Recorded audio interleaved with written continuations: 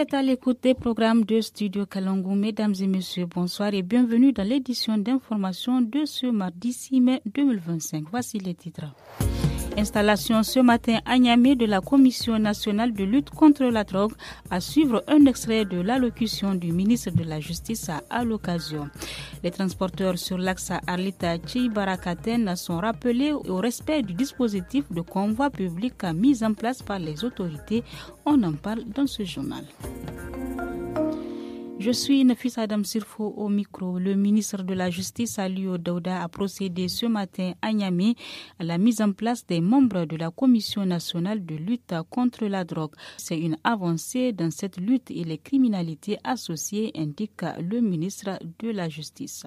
La mise en place de la Commission nationale de coordination de lutte contre la drogue représente une avancée dans le processus de mise en œuvre des actions que nous avons initiées pour promouvoir et renforcer notre cadre de lutte contre les drogues et la criminalité associée. Cette commission est en outre investie des missions de coordination des politiques sectorielles en matière de lutte contre la drogue, de la supervision de la collecte, de l'analyse et de la diffusion des données fiables sur le phénomène de drogue.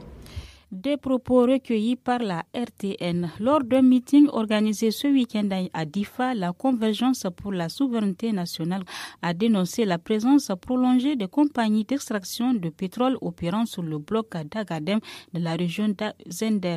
Hassan Bello Aboubakar, coordinateur régional du réseau des organisations pour la transparence et l'analyse budgétaire au TAB, a exposé les raisons de cette contestation au micro de Mani Moussa. Dans les premières années de l'insécurité, parce que la situation était critique, mais je pense que 10 ans après, il n'y a plus de raison que ces compagnies continuent de rester ailleurs. Et je pense que c'est une rupture d'égalité pour la région de Difa, parce que aujourd'hui, pour être recruté à Agadem, il faut aller à Zender. Même les services techniques qui sont à Difa ici, pour se rendre à Agadem, ils passent par Zender.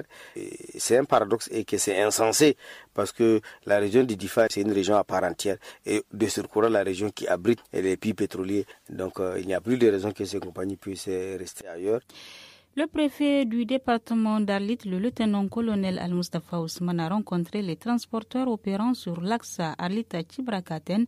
L'objectif de cette réunion est de rappeler le respect du dispositif de convoi public à instaurer pour garantir la sécurité des usagers. Il est au micro de Gungu Mohamed Dantani.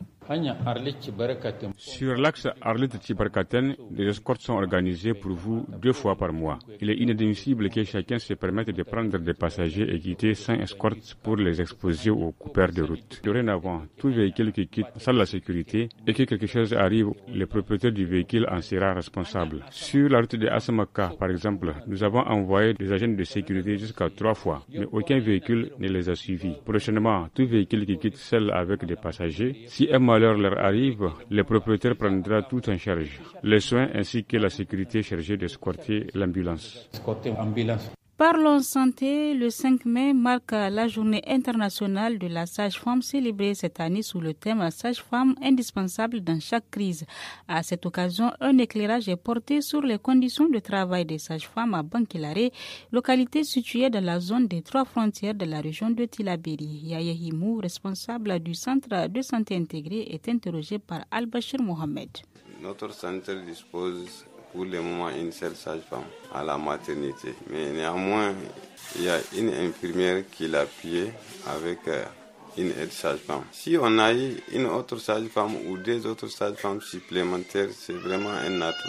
C'est vu les contextes auxquels nous vivons ces derniers temps, la fréquentation a été un peu diminuée. Avant où il n'y a pas cette affaire d'insécurité, vraiment, c'est tout un problème. Une seule sage-femme avec permanence et garde souvent, vraiment, c'est pas facile.